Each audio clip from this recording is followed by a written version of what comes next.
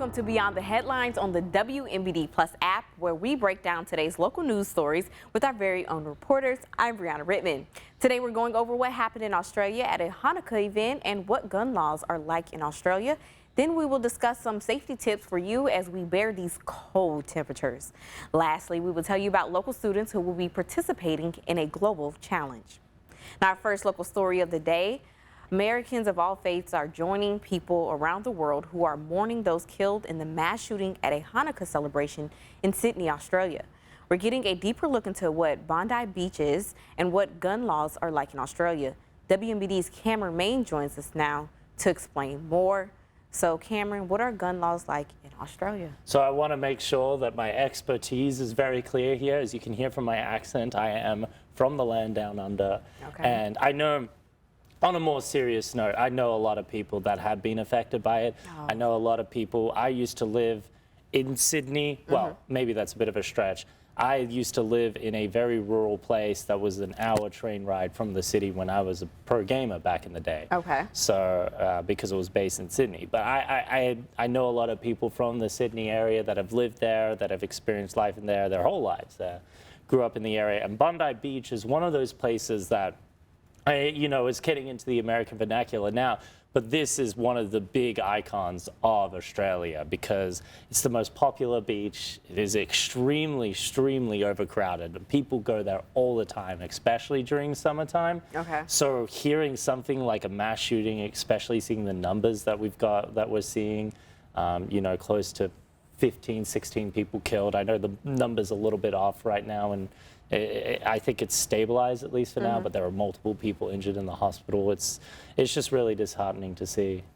To clarify, Australia's on the opposite, weather calendar. So, Yes, so it's summer it's there. summertime. Okay. Yes, I think even some of the national reporters are a little confused because I remember seeing a story. It's like, and they're enjoying the last rays of sunshine. It's like, no, these are like the rays of sunshine are finally coming back. Okay. My folks back at home have been saying Australia, and where I'm from, Melbourne, has had a very long winter, and when I mean winter, it was in like the 40s. Okay. So it's like that. But I think Bondi Beach is a cultural icon of the Australia area. There was this massive reality TV show. Summers. Yeah, and it's right down. It's really close to Sydney's downtown area, so its biggest public transportation hub. It's about a 19-minute drive from there to Bondi Beach. And a thing to consider as well: the suburbs that surround Bondi Beach are also some of the ones with the highest Jewish population in Sydney. And for you, what was it like when, I guess, you got a news alert, or maybe because you have family and friends there, a text alert or anything? I know earlier this year, Florida State University had one, and I had friends texting me that they were ducking under desks. So what was that like for you? Yeah, since I don't really have, most of my family are from Melbourne or they're from Brisbane, so they're stretched out, and none of them really meet in the middle in Sydney. Thankfully for me, I don't have a lot of family that live in Sydney that were around the shooting that happens, but I know a lot of friends, and one of my friends who is Jewish, I was talking to him, and he was pretty upset and very understandably frustrated against the attack that has been targeted towards Jewish people, and it has made people feel unsafe, and there has been a reported rise in anti-Semitism across the Australia area, and not just verbal threats. There was, in my hometown in Melbourne, one of the largely populated Jewish areas, a synagogue was burnt down. There's just been a couple of things that have raised alarm bells. And I mean, an interesting part to talk about this shooting in particular is shootings are very, very rare in Australia. Right. And it's mainly because of its very restrictive gun laws. Most of them are put into Category A to Category D. Category A is one of the easier ways to get your license, and you can get, double-barreled shotguns and some of the lighter powered, like your .22 Magnum rifles, right? But then, as you go up, you get more high-powered rifles up to Category D, where the most powerful rifles will usually be, like a pump-action shotgun. You know, you can't really get like an AR or any high-powered military-style rifles in Australia. So, and you can kind of see that with the guns that they're using, and we don't know exactly what those guns were yet. They haven't told us, but you can see from the video and the Sydney Morning Herald, they talked to a guns expert, and they said they most likely held a Category B license, which allowed them to use high-powered rifles, which includes like a .308, which, you know, you can bolt action it. Because semi-automatic rifles, you need a Category D. And Category D is like, hey, I'm hunting boar as my job. So you really need, and with all gun licenses, you need a specific reason. You need to, and clearly express that reason. So, for example, people that own property, they are allowed to own guns, so like property in rural areas, but they'll be like, I'm using it to shoot rabbits, or I'm doing it for sports, and be like, okay, you can get Category A, you can get Category B. D is like very, very difficult to get into. Okay, Cameron, thank you for breaking that down. Real quick as we wrap up, they're already restricted. It said it's the worst shooting in nearly 30 years, and I'm 32, because when I heard it, I was like, Australia, since when had they last had one? Can we get any more restricted? They're already moving towards it. So the Prime Minister, Anthony Albanese, he is with the Labor Party, which is more of a centre-left party. In Australia, they're very pro-climate change, you know, trying to, you know, that's kind of the campaign they've run on. And so they've already indicated that they're going to look to limit more of the restrictions. So, for example, they're looking to restrict how many guns someone can own. And so that is one of the restrictions they're looking at. There's a couple more. There's a decent chance it will pass because the Labor Party, they hold a pretty large majority of the seats in Parliament right now, which is the equivalent of our Congress. So, but we'll kind of see as the day, you know, as the days and months go on, what legislation will actually pass in part of this. All right, Cameron, thank you for breaking it down. We're going to switch gears to a lighter note. We have an update to a story that Cameron and I talked about a few weeks ago. The now infamous raccoon who got drunk after breaking into a liquor store in Virginia is apparently a serial offender. The story involves the raccoon busting his way into a store, ransacking its shelves, and passing out drunk in the bathroom. It's since gone viral, causing an uproar all over the country for the furry suspect. A Hanover County animal protection officer saying this isn't the first time he's broken into a business, but actually his third break-in. The officer says they know the raccoon will make its way back because he's a smart critter. Is he chipped? How do they know it's the same how do they know it's a serial offender? Look, you know, maybe we need to get him into an Alcoholics Anonymous group. We need to like sit him down and be like, hey, it's okay. You have a problem. Let's talk about it. Let's make sure you're healthy. And I'm right, you have a problem, but now I'm like, okay, serial offender, but like, is it a specific brand? Is he going for darker light? Like, now I have questions. I need to do a science project now. It's interesting because, you know, we co-evolved with alcohol. There's a couple of studies that show we co-evolved with alcohol, that our livers developed over time, so we could drink more alcohol. Is he like a Hennessy or a vodka drinking? Yeah, I'm interested. You know, I have questions. You know, does he have like that kind of liver? Because our liver is actually built to deal with alcohol. Obviously not perfectly because it does damage you. But it is interesting because it's like, did they have like some immunities as well? Do they just pop open a Bud Light and they're feeling pretty hunky-dory? You know? When we come back, Beyond the Headlines, we've got Jack Bozikas talking about some safety tips as we deal with these bitter cold temperatures. We'll be right back.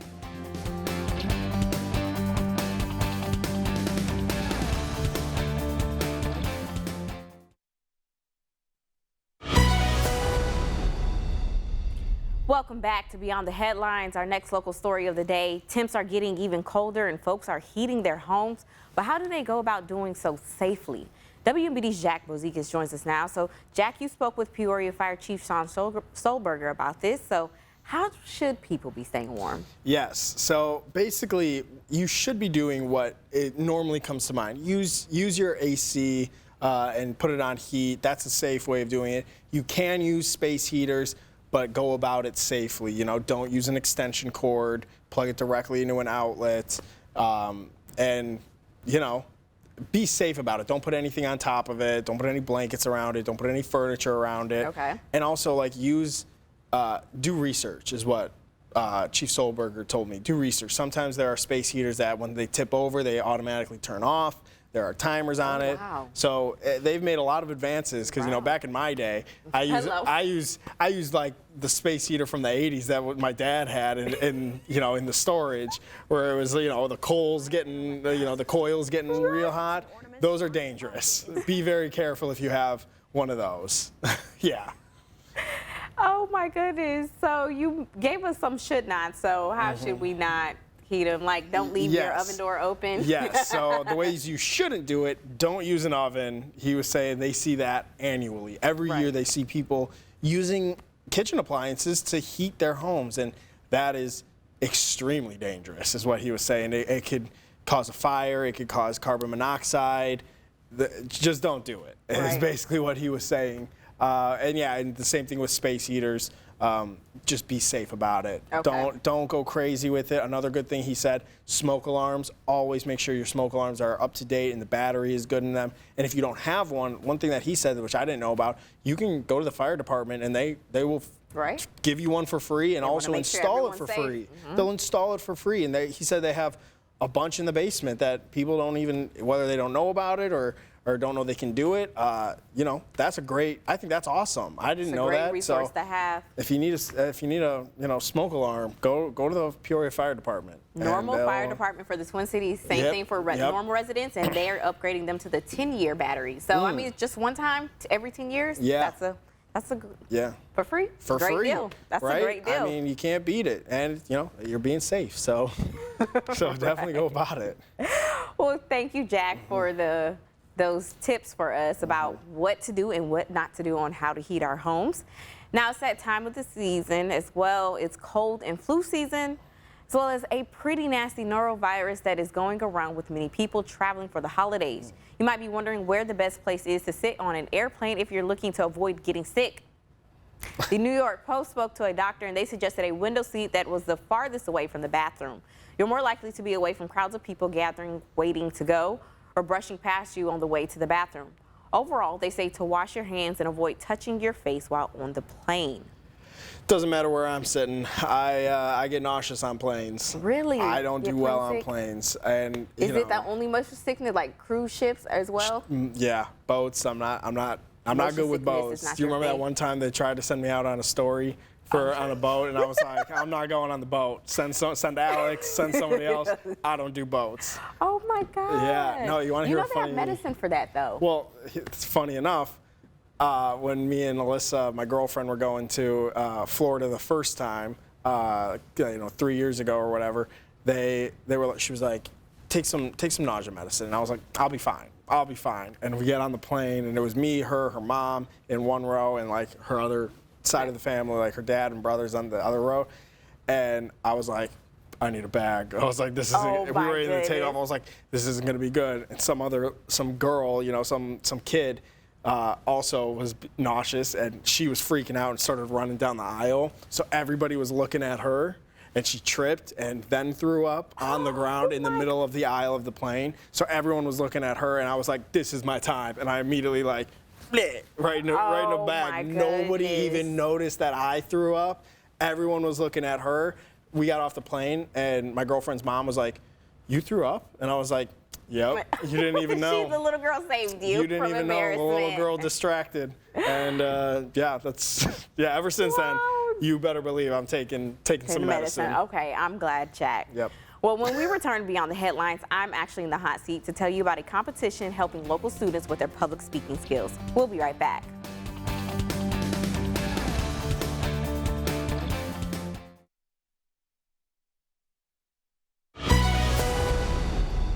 Welcome back.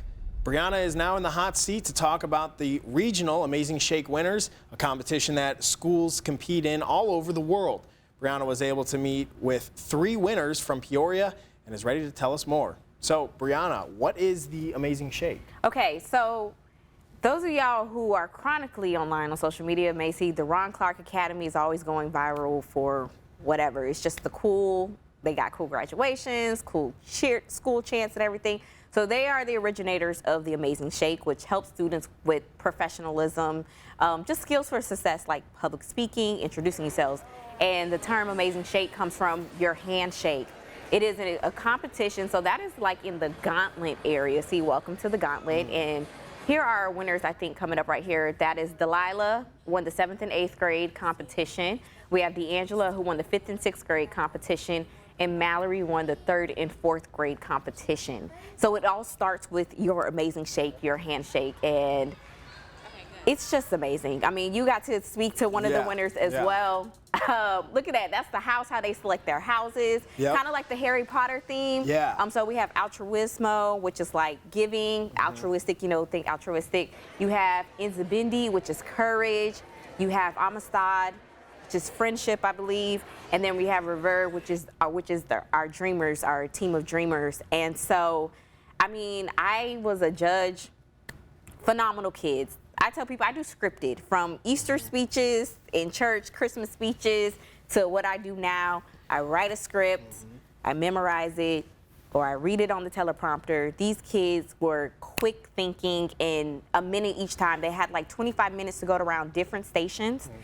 And just each question, you know, we're asking a question and they had 1 minute to answer and then go to the next station. Geez, excuse me. I don't know why I just started coughing. Went down the wrong pipe. No, I mean, it's incredible. I spoke with Mallory, and like I said, she was one of the most well-rounded, well-spoken 4th graders I've ever interviewed before. And keep in mind, like, we interview kids all the time, and it's usually one-word answers, usually like, yes, no, yes, no. She was so well-spoken. I mean, these are lifelong skills that they're going to be able to have forever. Can you speak about that? Yes, as a judge, I was able to judge 2 out of the 3 days of the competition.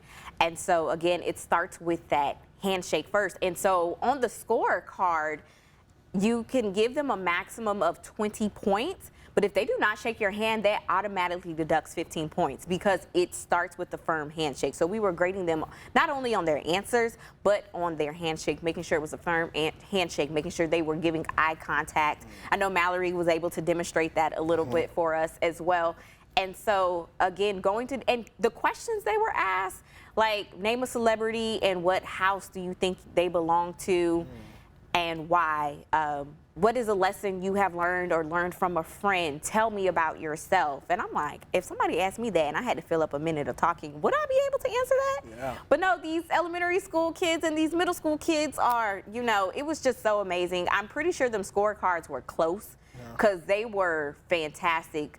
So these 3 winners will be, those were all first place winners. So girl power right there for them.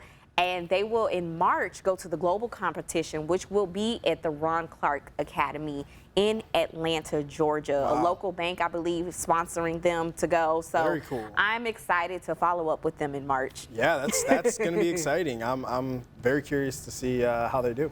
All right. Well, thank you, Jack. So we're going to switch gears, and I'm in the hot seat, and I'm still going to follow up with this kicker. So, Jack, have you finished all your Christmas shopping? Have we even started? I have started. Okay. I got most of the big stuff out for Alyssa. I got my dad done. I got my mom done. I just got a couple little things for, you know, Alyssa's family and you know, maybe a couple more for Alyssa. All right, then. Now, if you still got some Christmas shopping to do, here's something for the person who likes to travel. It's called the Ostrich Pillow. They claim it's ideal for a number of different scenarios, from long-haul flights to daily commuting. The thing slips over your head, and the whole design allows to insert your hands to help support your head on a desk for naps at work or home. I don't know, aren't y'all going to Florida soon? Maybe y'all can. We just got back, maybe in a year or so, maybe in a year or 2. I don't think I can do that. I don't think it's that serious. I'm not good with putting stuff over my head and falling asleep. I feel like too muffled. Yeah, too muffled. Can't breathe. Wouldn't be able to do it. I sleep fine at work. No. You know. No, we don't sleep at work. Never. No. We used to have a couch. Now we don't. All right. Well, thank you for joining us for today's Beyond the Headlines. You can find all these stories and more over on our website, ciproud.com. For breaking news and weather updates 24/7, log on to ciproud.com and download the free CI Proud to Go mobile app.